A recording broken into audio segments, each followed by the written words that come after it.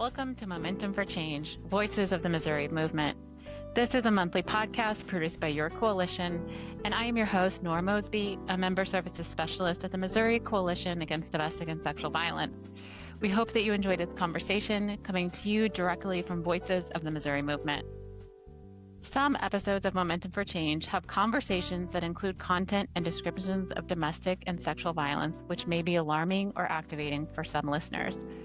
Please take care and visit the MOCADSV website or call our office to connect with supportive services. Welcome to Momentum for Change. This is your host, Nora Mosby, and I am very much looking forward to our conversation today. The Missouri Coalition Against Domestic and Sexual Violence has a long history with the issue of clemency. Of note, with the Missouri Battered Women's Clemency Project that was launched in 1999, and likely long before that, as the coalition was involved in changing the law in the 1980s that allowed evidence of domestic violence to be permitted into prosecution of cases where that had occurred and impacted the outcome of the case. MOCADSV has also worked at length to support efforts to advocate on behalf of survivors who are victimized while they are incarcerated and to stop sexual violence that happens in prison.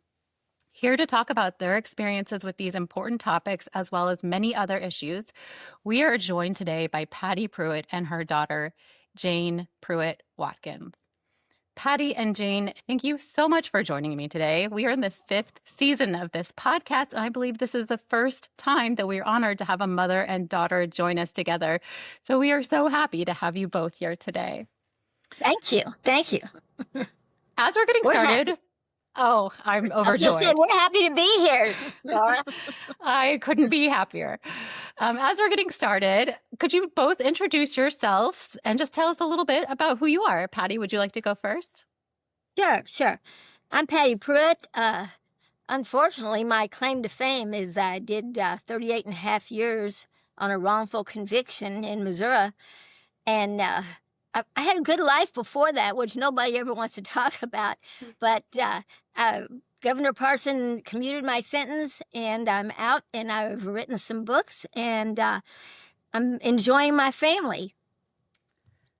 Oh, that's wonderful to hear. I'm Jane Prewitt Watkins, and I am her oldest child. I'm the oldest of 5 children, 4 living. And we are so glad to have Mom home with us and for us to finally be done with that chapter of our lives. Yes, congratulations on your release, Patty. I'm sure it's just been wonderful to have your mom back at home, Jane. It's great to even be here beside her. Yeah.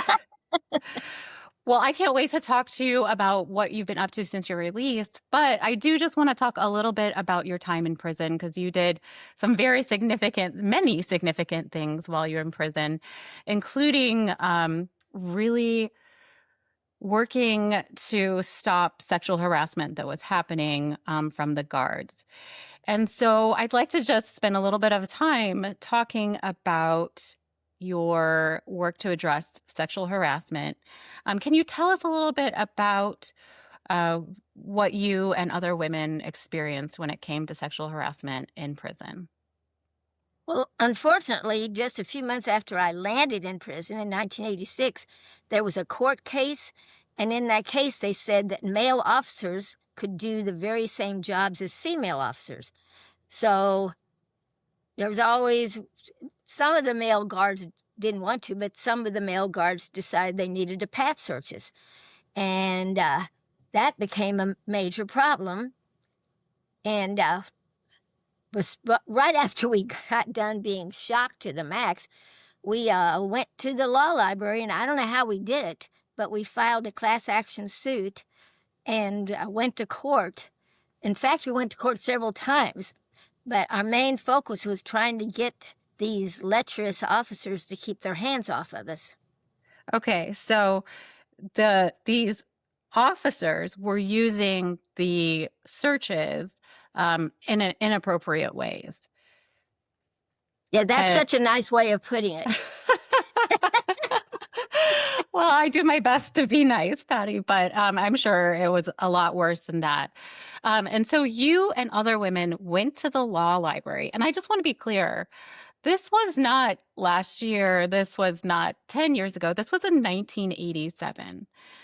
So you went to the law library and you filed this class action suit, which is very impressive. What do you remember about that lawsuit going to court? I know it was a long time ago, but is there anything that stands out to you about it? Oh, it was so much fun. This sounds crazy, but we had a wonderful judge, Joe Stevens, and he, World War II era. And the World War II men are my favorite because they're gentlemen. He was a total gentleman and was shocked and appalled that these people, these guys were groping us. And they also gave us a great lawyer, Paul Shy, and he did a great job. And the main officer who was a problem, his wife showed up in court, and somebody pointed her out to me. She was not happy either. But everybody told their stories, which is a great thing because that doesn't happen very often, that inmates get to tell their stories. And so he made it, how do you do it? He decided they couldn't do that. And so they couldn't touch us, and everybody was mad about it in the DOC. And then later on, they rescinded that, and they could touch us. But the court case was, we were all scared because none of us had had a good time in court. But the judge, Joe Stevens, was a perfect gentleman and understood what was happening because in prison it's hidden, everything's hidden. So nobody knows what's happening behind the fence. And the fact that these officers were groping us anytime they had a chance, he was appalled about that whole situation. And unfortunately, I've been fighting that all along, all these years. Well, I can't imagine the impact that you've had for other incarcerated women. So I just want to thank you for your efforts. It's so important that you took a stand against that. So the outcome of the case, so you had this class action lawsuit, you all went to court, you got to tell the judge what was happening. What was the outcome of that class action lawsuit back in 1987? They decided that the male officers could not pat search us. And that held for a few years until they just, you know how time goes on and people forget? Yeah. And then officers started doing it again. Yeah. So, but it was a great victory at that time. We felt pretty doggone good about ourselves. Yeah, that it is very impressive. And Jane, you were just a teenager. This was only 2 years into your mom's incarceration. Do you remember that lawsuit? Do you remember being proud of your mom? Oh, yes. We remember the lawsuit, and her sister, so my Aunt Mary and her dad and I attended one of the court proceedings, the main one.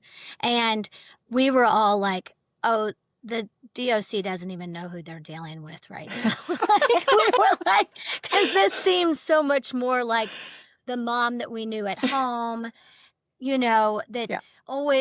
she was taking care of business. She was helping other women take care of business. And that seemed really important. And I was very proud. We were all very proud. You are such a force for positive change, Patty. You really are. I think one of the points that you've made is that you've talked about how this kind of sexual harassment and sexual abuse is traumatizing, but especially so in prison for a number of different reasons. One of the reasons is that many women in prison have experienced not only trauma, but specifically sexual assault. So is there anything that you want to say about the relationship between trauma and incarceration and how this kind of sexual abuse is even, I would say, amplified and even more harmful when it's happening in a prison environment? Yeah, and almost through the years, I found out that almost every woman who I was locked up with had been assaulted, sexually assaulted, even maybe from family members. And so by the time they end up in prison, they're wounded beyond. They're so wounded. And then you have officers who are in charge and they take advantage because these women are scared and they've been hurt so much that they won't stand up for themselves because they're afraid of what might happen. So to me, that's the worst thing. You're going to beat somebody who's already down, and that's what these officers do, if you ask me. Right. So that's another really important point, is that they have this history of trauma. So it's especially re-traumatizing. But then also they have that fear of retaliation if they do take a stand. It's just a perfect storm, really. Just Yeah. terrible, terrible set of dynamics there. Patty, you're an incredible writer. And one of the first pieces of your writing that I ever came across was an online article published, One Women's History of Sexual Abuse in Prison. And this is just a very powerful essay about some of the things that you witnessed and some of the stand that you took against them. And so are there any key takeaways from that article that you'd like to speak to? Like I said, people don't know what's happening in prison. It's a secret. You're locked away. And most women don't want to talk about it. So I have been a problem for the Department of Corrections ever since I showed up, because I have no problem talking about it or writing about it. And my husband used to call me Crusader Rabbit, because if something's not right, you have to say something. Even if you end up in the hole, which I've gone to the hole before for that, there's retaliation, but at the same time, they never ate me. So, so I don't know. You do as much as you can, but the reason I wrote that paper is because I wanted outsiders to know what was happening on the inside. Mm-hmm. Yeah, and I'm so glad you did. So it sounds like this isn't a new development. You've always been a crusader and you've always been carrying this torch. Is that true of your mom, Jane? Oh, yes, very much so. Very much so. And that's why we weren't surprised when we were surprised initially that the abuse that was happening was so prevalent. The power dynamic between the guards and the inmates, I'm not supposed to say officers and offenders or something nowadays, but that power dynamic shouldn't be abused, and it is being abused all the time. Yeah. And they could be more trauma informed. They could understand, and train people better, but they don't seem to care about that at all. And I'm glad that you've taken a stand the whole time to protect yourself and all of your peers and women in general,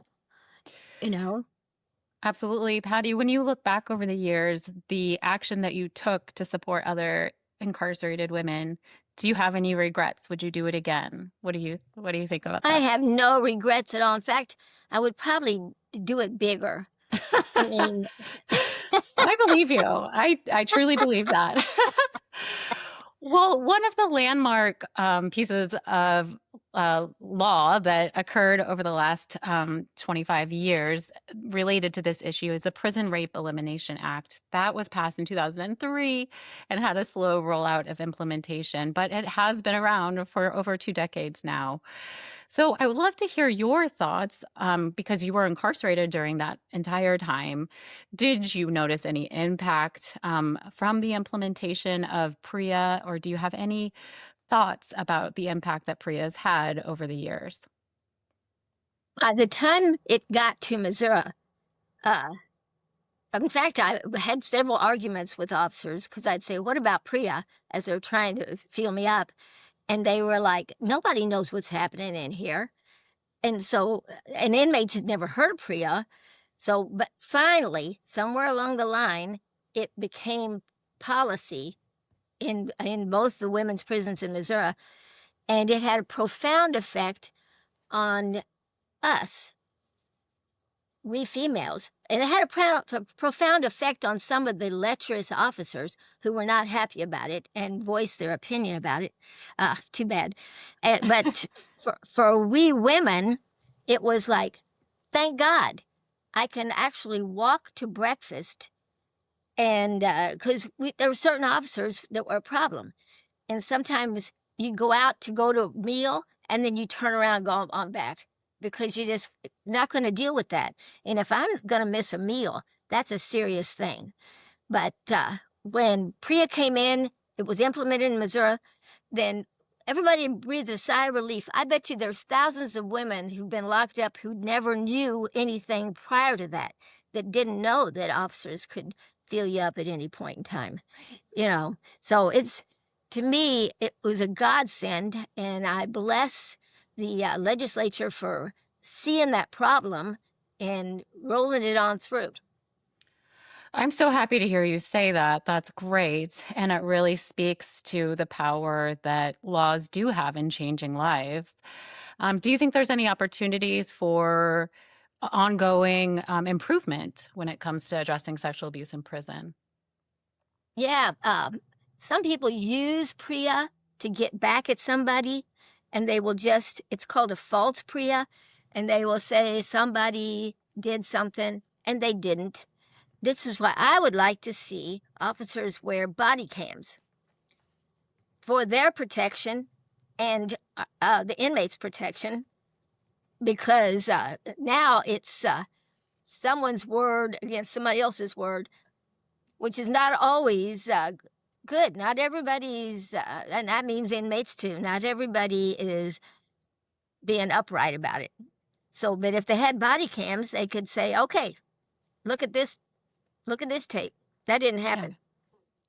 Yeah, absolutely. I've heard advocates say that they've heard from inmates that if it doesn't happen on camera, then it's really hard to move forward with a report because of the risk of retaliation. Yeah, that's true. If it's not on camera, it doesn't count. Yeah. Yeah. So that's such a great idea, Patty. We have advocates across Missouri in communities where there are prisons who respond to support incarcerated individuals who are victimized while they're in prison. And so, just given your experience, your relationships with other incarcerated women, do you have any recommendations for these advocates who are maybe just starting to work with incarcerated individuals? Is there anything you think they should be aware of? Now, these people that don't know the Department of Corrections? Yes. So these are advocates that work at community-based organizations, and their primary role is to support people who've experienced sexual assault. And so they're not there as employees of DOC at all. Okay. I say read my books. And then, Yes. then you have an idea, because I didn't write these just for nothing. These are educational as far as I'm concerned, so that you know from an inside point of view what's happening in there. But if you're on the outside, I say believe the victims. Right. I say that with Epstein. I say that with everything. Believe the victims. You do not jump up and holler rape because you want the attention. That is not the case. Not the case. Mm-hmm. Ugh, such a wonderful point, Patty. Thanks for making it. Speaking of those books, I cannot wait to talk to you about them because that is a great recommendation. They're just such deep insight into what the experience is in prison here in Missouri. And so I'm so grateful that you've written them. You talk about many, many issues in the book. And one issue that I want to hit on that you, I think, really talk about in a way that pulled at my heartstrings and made me understand the issue deeper is just how incarceration impacts the entire family. You had 5 children when you went into prison. And so I would love to hear your thoughts on parenting from prison, because it's such, I think, it's a common experience that isn't talked about enough. I agree. And to parent from prison, and at least in the old days, it was really bad. Phone calls cost a lot. Stamps cost a lot. visits cost a lot. For my family to come visit me, you're talking food and gas and everything, a couple of $100. I was lucky that my family made time to see me regularly. But if they hadn't, and I have lots of friends who didn't see their kids for ages because they couldn't afford to. It's very expensive, and you got to work at it. You got to try to make sure you're getting a hold of the people you need to get a hold of, and write letters that are meaningful. Keep an eye on what's happening with your kids. And, and if you get one on the phone, you just don't go, so how was school? Because that's a dead question. You have to say something that'll get their attention. Like, are you studying the Civil War now?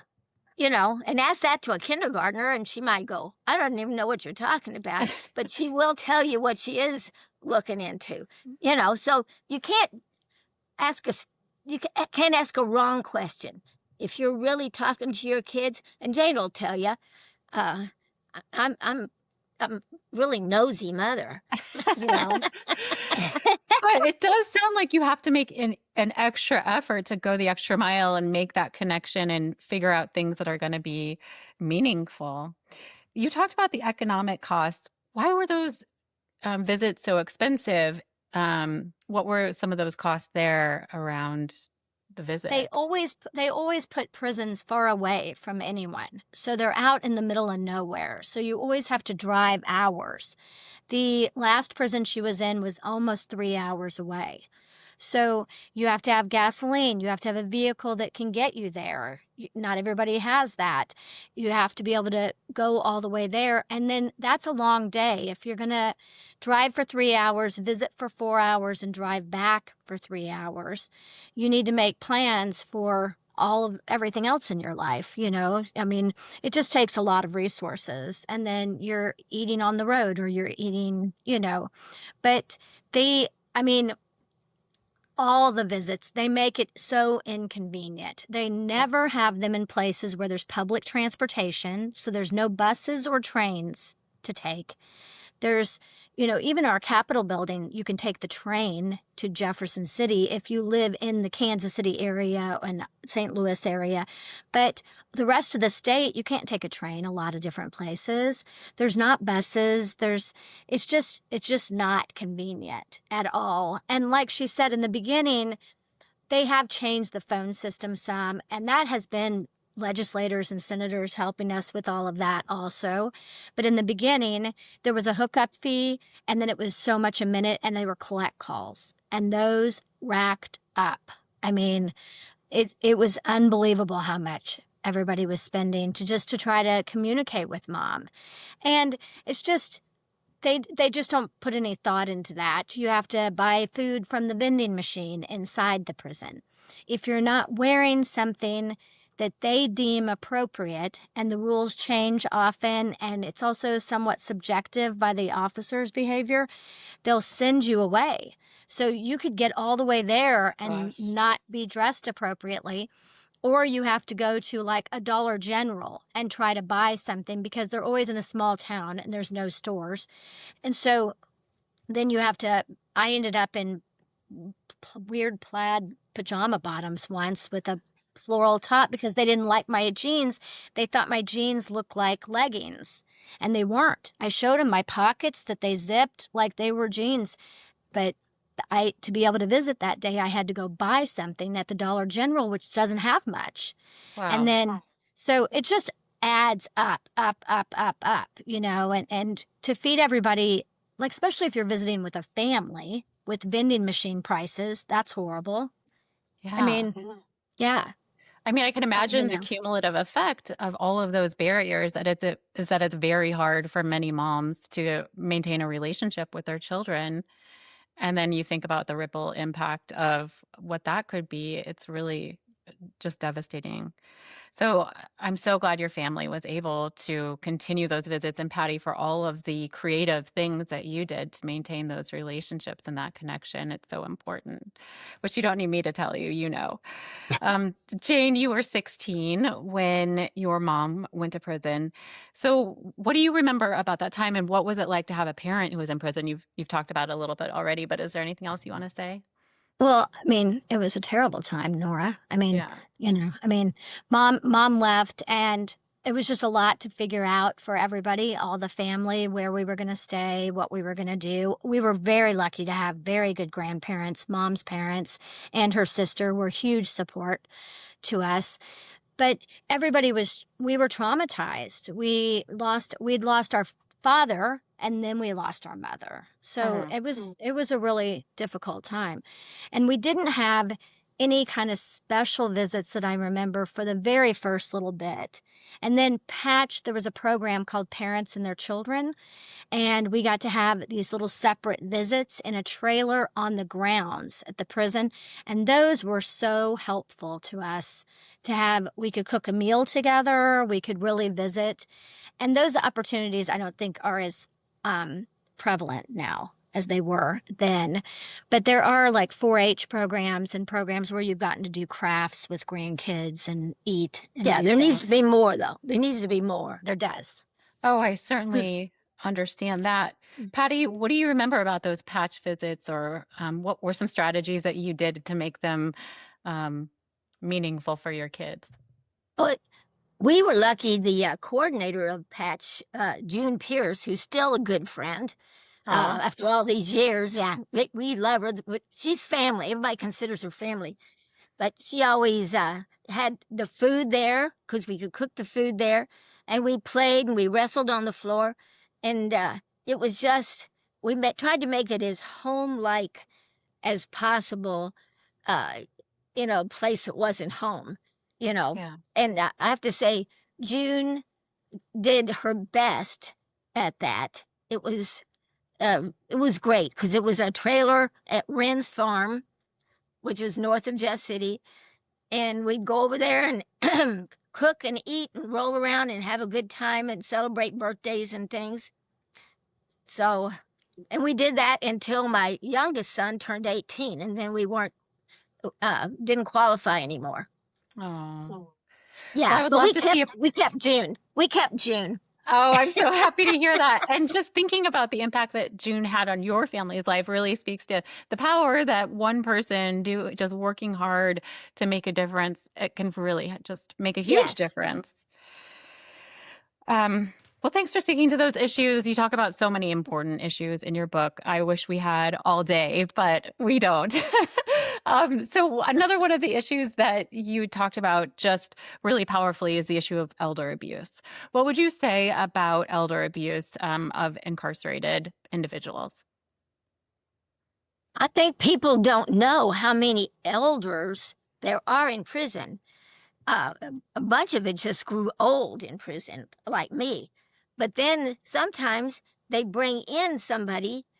They brought in this sweet lady a few years ago who was in her 80s, and she had a lot of health problems, all kinds of health problems, and she had Alzheimer's, and she was wearing a diaper, and Dallas and I ended up, changing her diaper on the laundry room floor, and we didn't have wipes, we didn't have the regular stuff.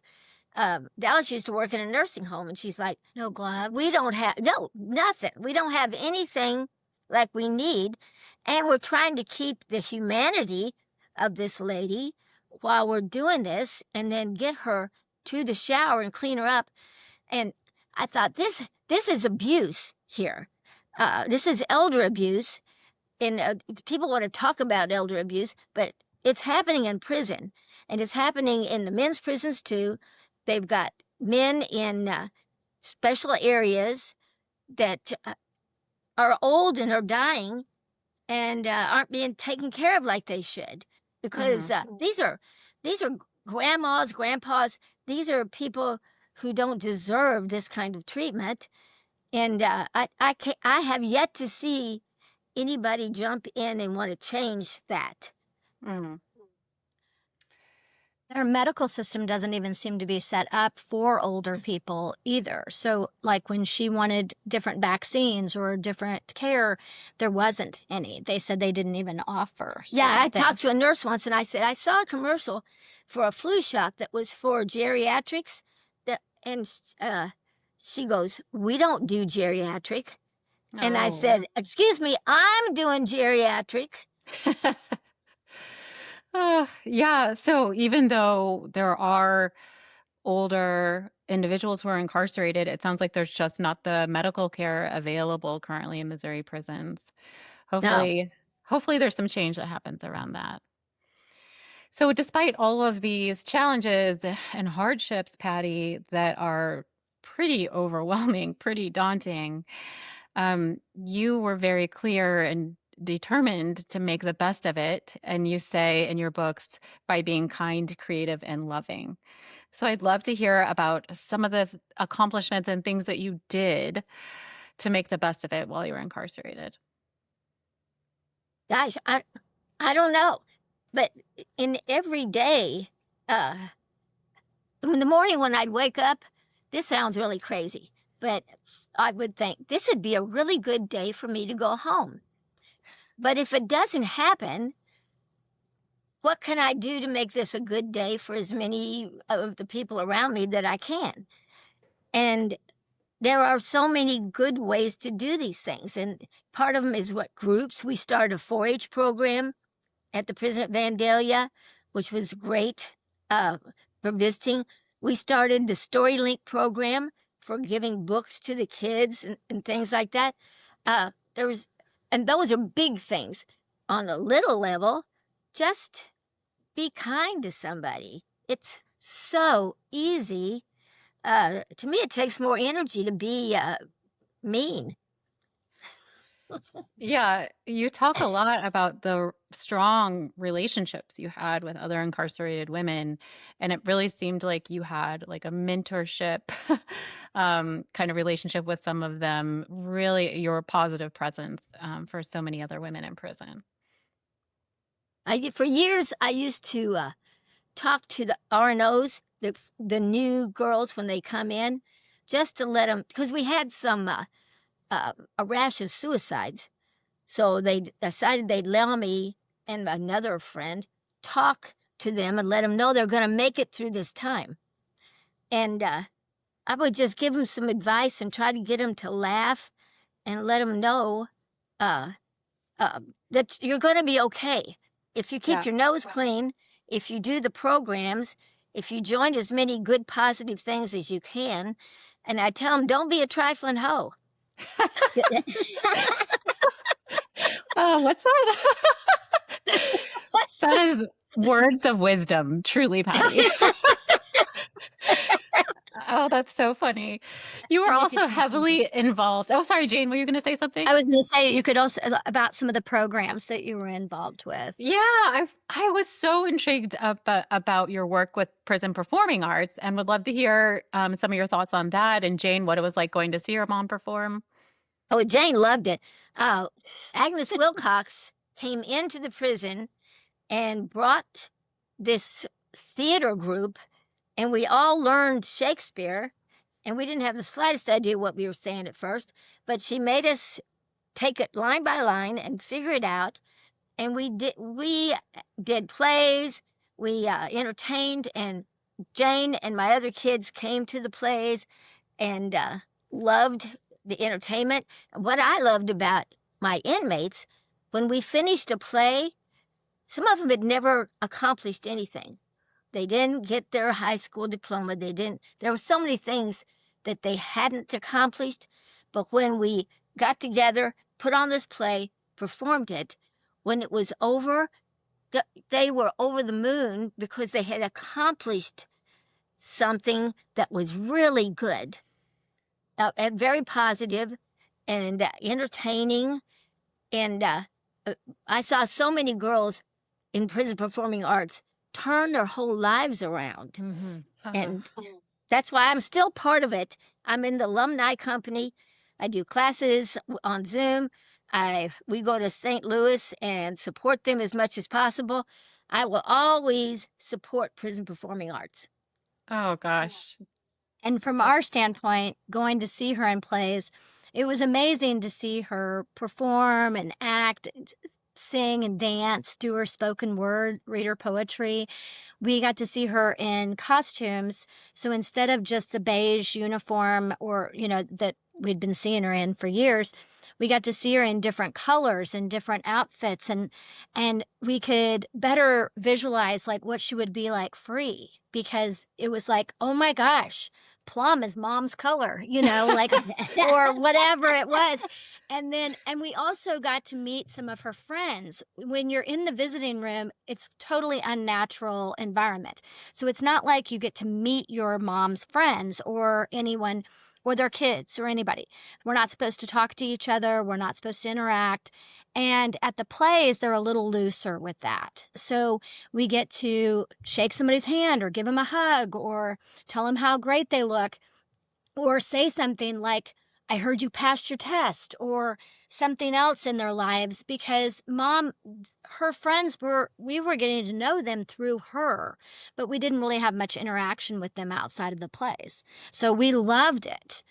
It was great. And we all took turns. We all tried to make it work, even though the plays are on a Thursday. I mean, clear across the state. Oh my gosh. So we'd have to, take off work and just plan.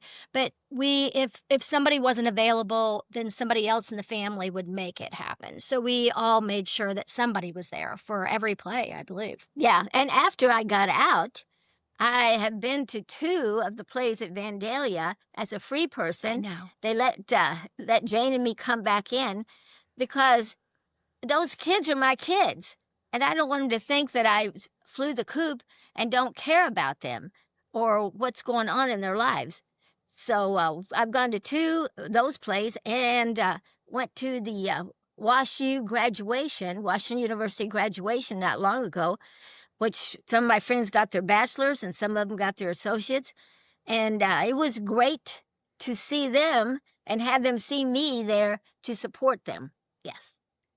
You are such a force for good. I'm not surprised to hear that you've remained involved, but that's just very inspiring to hear about. You mentioned that you were released from prison in 2024 and your sentence was eventually commuted by Governor Parson. So I know that the clemency process is lengthy. It is not transparent. Could you tell us a little bit about your experience with clemency? It is not transparent. You have no idea what's going on, and you fill out an application, you do all this stuff, you send it in, and then you never radio silence. Mm-hmm. You never hear another word, maybe for years. Sometimes you get a denial fast, but I got all kind. I went through all the governors since the beginning. But you don't know, am I doing okay? Am I doing okay? Are you looking at anything? You're not looking at anything? You have no idea. I would like to see that changed and have some kind of like a clemency board there at the Capitol, and then have it to where families who have helped their inmate family member apply be able to talk to somebody and see, could you do this? Can we do this? Would it help if I took more classes? Are we even looking at this? The fact that there's no transparency whatsoever is the most frustrating thing for the inmates and the families and the people who care about everybody. There's no confirmation that they even received the application. So wow. You're kind of at the mercy that the mail worked. I mean, even that is weird. Then, like she said, there's no communication about what.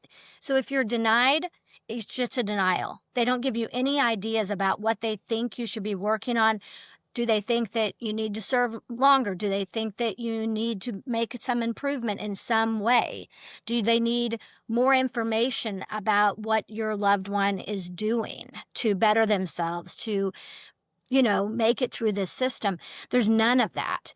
So it's super frustrating. And you just kind of are at the mercy of waiting. I mean, and it was this application that just got approved was 14 years. Yeah. Oh, wow. Yeah, it was filed in 2010. Wow. And we got our approval finally in this December 20th of 24. So that's 14 years of not knowing. Yeah. Knowing. Yeah. Well, I'm so sorry to hear about that lack of transparency. I love your idea about this clemency board. We'd love to see some movement on They that. Yeah, and nor they have it in other states. So I didn't Oh. just invent this. I was totally going to give you credit for that, Patty. Oh, okay. Well, that's I'm so relieved that you were finally released. I want to talk about some other women that were also released under clemency petitions. MOCADSV was very involved in the Battered Women's Clemency Project, who assisted many women, people who you were friends with in prison, in fact, with clemency applications. You were not part of the Battered Women's Justice Project. Your situation was different. However, there was some very similar connections, and these were absolutely people that you had strong relationships with. So is there anything that you would say about their cases and the battered spouse defense law that passed in 1987 that allowed incarcerated, or it allowed people who had been charged with serious crimes to enter evidence of domestic violence into the case? Anything to say around that? It's, to me, I didn't realize this because I wasn't a battered woman. Mm-hmm. When I got to prison and I met these really nice ladies, and then I found out that there was no defense. Your husband could beat you constantly, and there was no defense. That didn't matter to anybody. Yeah. It blew my mind, and I got involved with a group that was working with these ladies and working with them, like counseling. And then we moved out to lawyers and others to help things. And you were involved with that, Nora. And I still was not in that group, but I was pushing with it. I was working with Jane Aiken and John Ammon and all the people that were working on those groups, because you should be able to have your say. There's if one of my daughters was being beat and ended up killing her husband in some way, I would want that defense to be out there so that the jury would have some idea of the why. You need to have the why Right. in that. And to not being able to talk about that as a defense, that is such the most sexist thing ever. I agree, Patty. And I think it really ignores the reality that so many people in domestic violence situations are experiencing, where they can't just leave. They're trapped. Right. And the situation can escalate very quickly. And so we have to understand some of those complicated dynamics that happen. So you mentioned Joan Aiken, among others, and there were many attorneys over the years. There was also lawmakers and other just champions for your cause that helped you over the years. If people want a full list of all of those champions, they're going to have to read your books. But is there anybody is there anybody you'd like to give a shout out to, or that really, really made an impact on your case? Brian Reichart, Jane Aiken brought Brian and Greg, another student, to me when he was still a law student. He and Greg were still law students. And they filed that clemency application in 2010. And after that, Brian stayed with us. He passed the bar. He met a nice girl. He ended up with 2 kids, and he's still with us. He's to this day. Brian is ours. He's always still with us. And he's such a good person and works so hard. And I also want to mention Senator Tracy McCreary, which I met back when she was an intern. And she has stuck with us all these years and worked so hard and is such a dear person. I have met so many good people. I don't know how it happens, but I'm like the luckiest person in the world because I meet good people all the time. Really, the kind of people that you want in your life that have a good heart. They're everywhere. Yes. And Senator McCreary was actually a guest on our podcast. So listeners, go back to episode 1 of season 5 if you want to hear more about Senator Tracy McCreary and her work.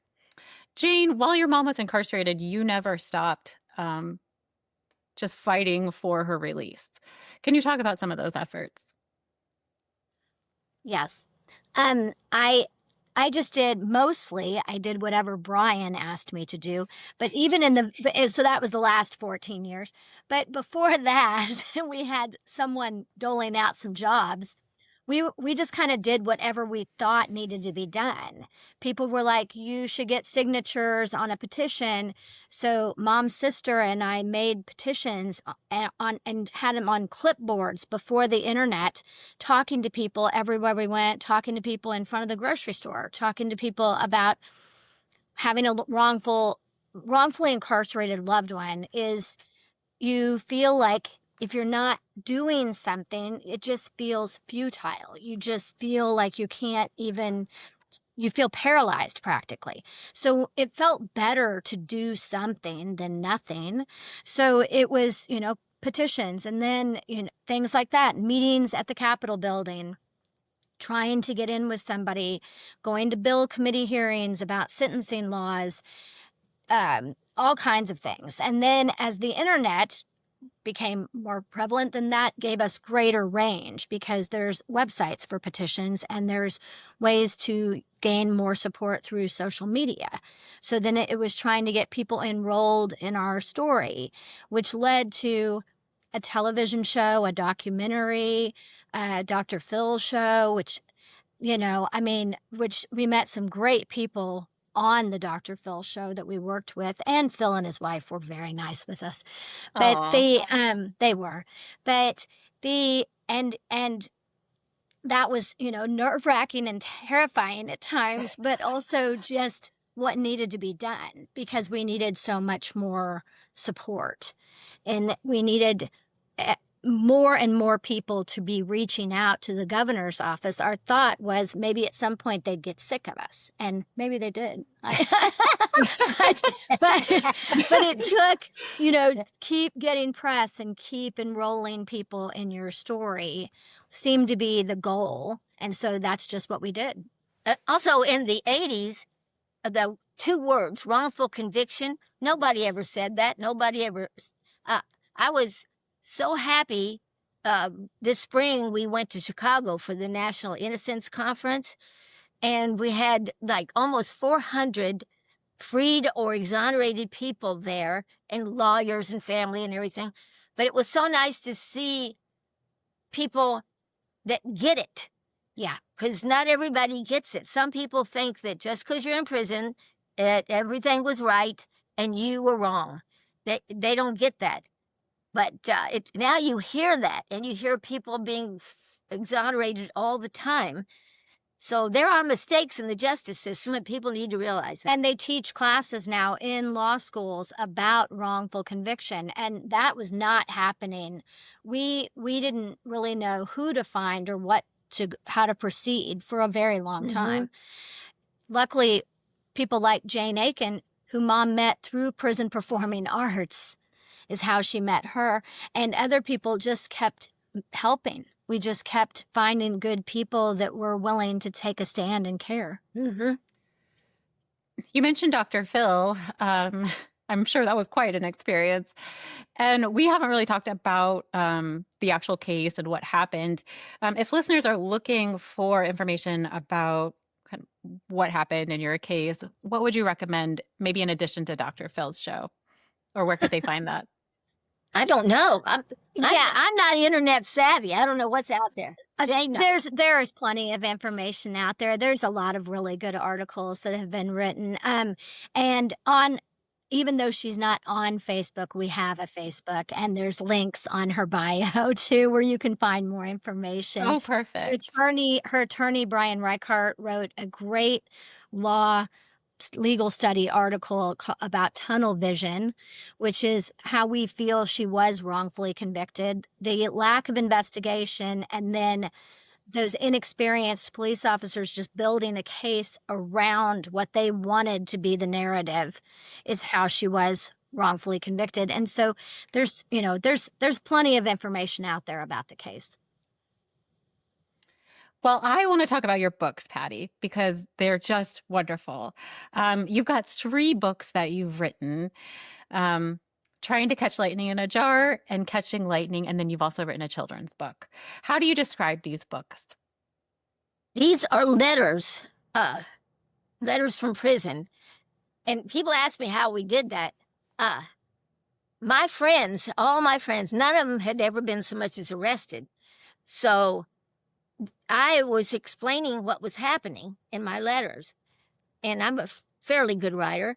So somewhere along the line, I thought, you know what if I compiled a bunch of these letters and it would kind of lead somebody through my prison time and also as a window into what happens behind in the secret, behind the fence in prison. So then thank God my friends had kept so many letters so we could compile them. Oh. And and then I had so many letters that I had some professor friends that had found Some People Press, and they published books for incarcerated individuals at the prison that they teach classes at, and they talked them into publishing my book. So not long after I got out of prison, I get an email from Harold, and he's like, we're going to do this and do that. And I was like, I don't even know what's going on. But they had sent him a bunch of letters. So we had so many letters that we ended up with 2 volumes. So it's like half and half. So that, but I think they turned out really good. They And Nora, I think did. you agree. Yeah. I absolutely agree with that. Fairly good writer is such an understatement. You're an outstanding writer. I laughed. I cried. I couldn't recommend these books more. As you're reflecting on the letters, are there any that really stand out to you or that were a favorite? I don't know if it's hard to choose, but any that you just really love? I always like the funny ones because I'm a comedian. But some people like the funny ones, and some people like the really sad ones, or the ones where I'm ranting about something. So I'm not sure. But somebody asked me if they were edited, and I said, yeah, I edited them because my real letters would say "Happy Birthday," or "Sorry about your gallbladder situation," or something. A real letter has personal stuff. So I edited these down to just the meat of the prison for the most part. Because somebody told me the other day they thought the very first letter I wrote was the most poignant one. And that's the one when I first got to prison. And I didn't even write it to somebody because I didn't know who to write it to. Because I was lost. I had never been away from my family. I didn't know what to expect. Ren's, if anybody was ever at Ren's in the 80s, 70s, and 80s, they know what a rundown place that was. And there was plenty of cockroaches and mice and whatever where we were living. And it was just so awful. But the worst part was no contact with my family. Yeah.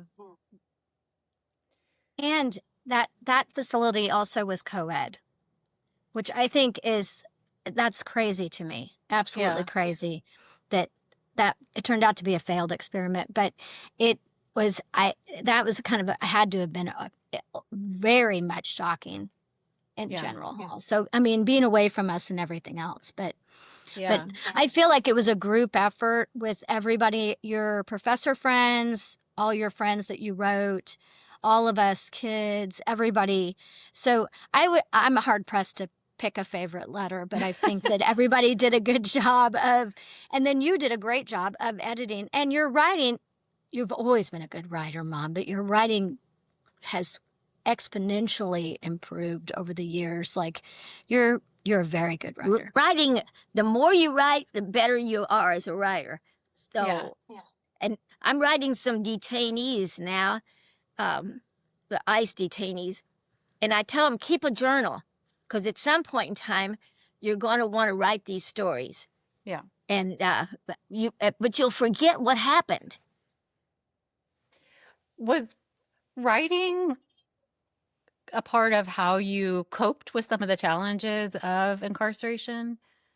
Yeah, because writing is you alone.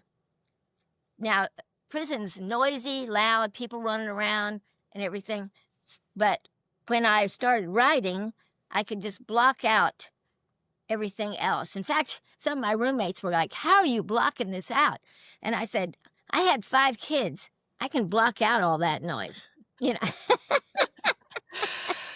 Jane, what does it mean to you to have these books available and a written history of your mom's life for the last 38 and a half years? Yeah, I mean, I think it's incredible. I think it's great. They've been, not only is it a record of her life and of the lives of the women that she was with throughout time, and that's a good glimpse into what life in Missouri prison system has been like for women over 38 and a half years. I mean, that's a long time.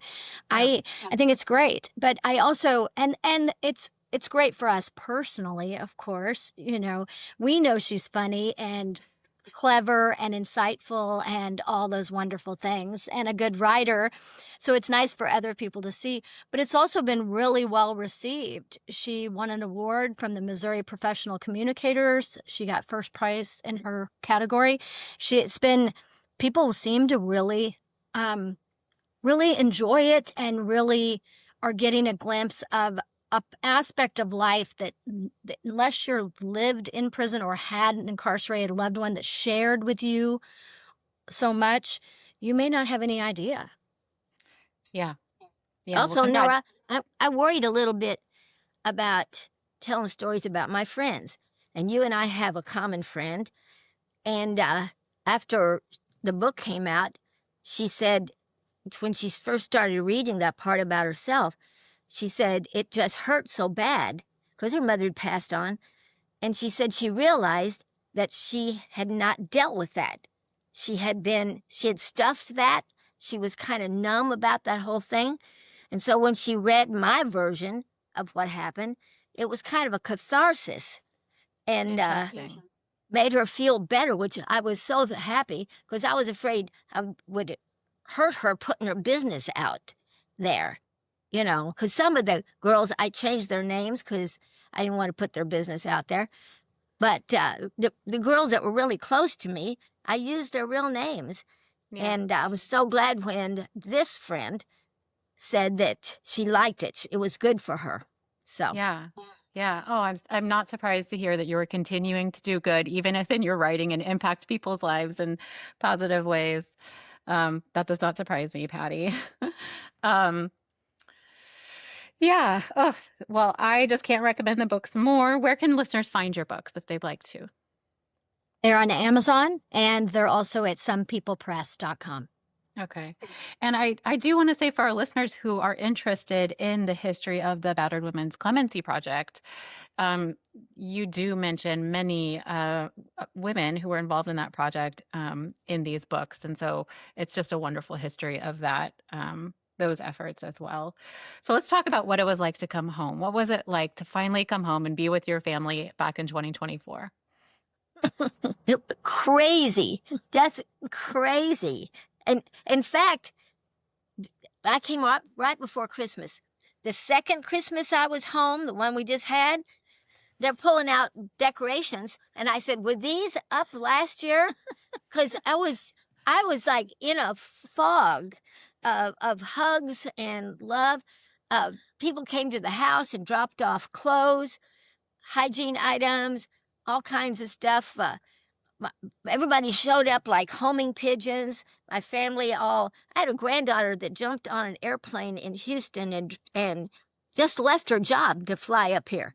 Oh, I mean, wow. everybody just came home, and it was uh, amazing. That was an amazing Christmas that I don't remember.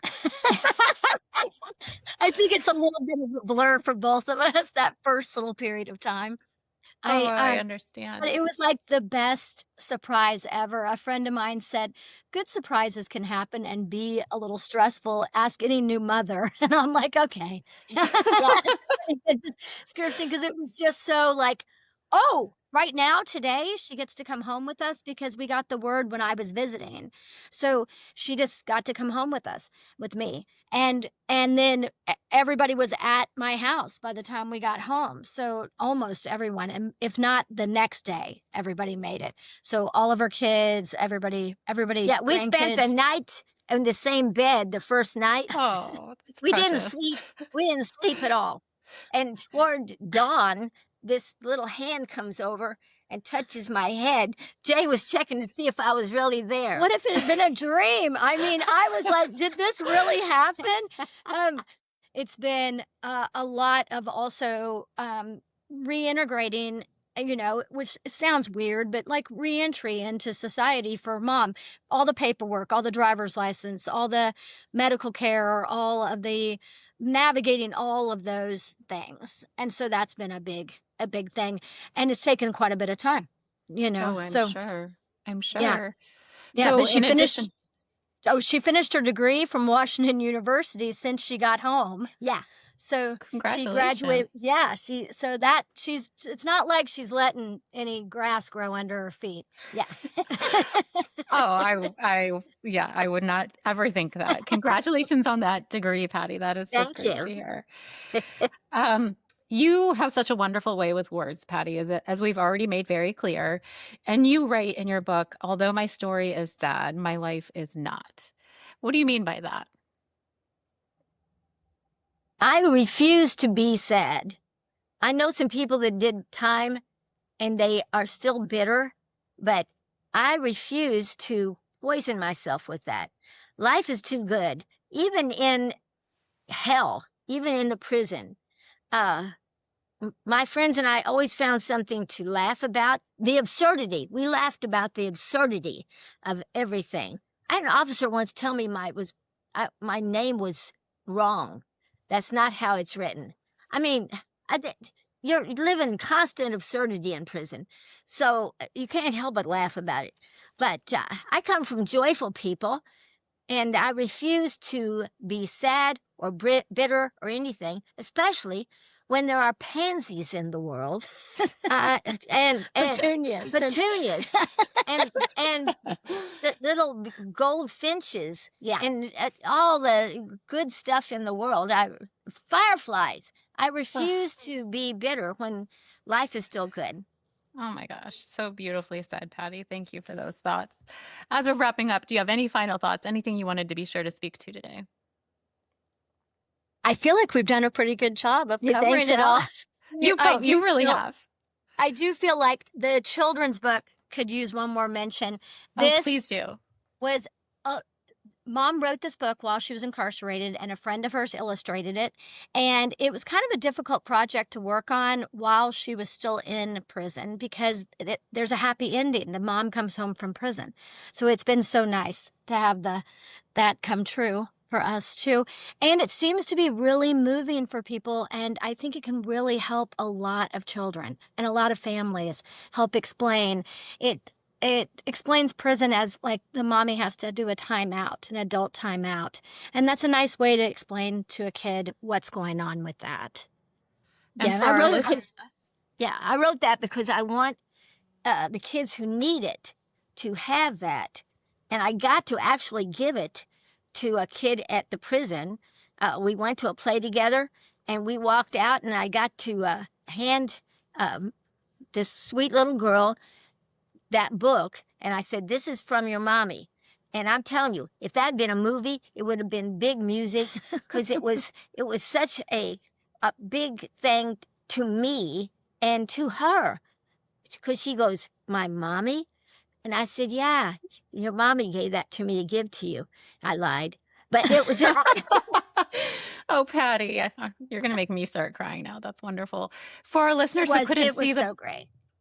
Oh, if you couldn't see the book, it's called A Little Person Like You Whose Mommy Goes to Prison by Patty Prewitt. And I imagine people can find it wherever they find books, right? Yeah.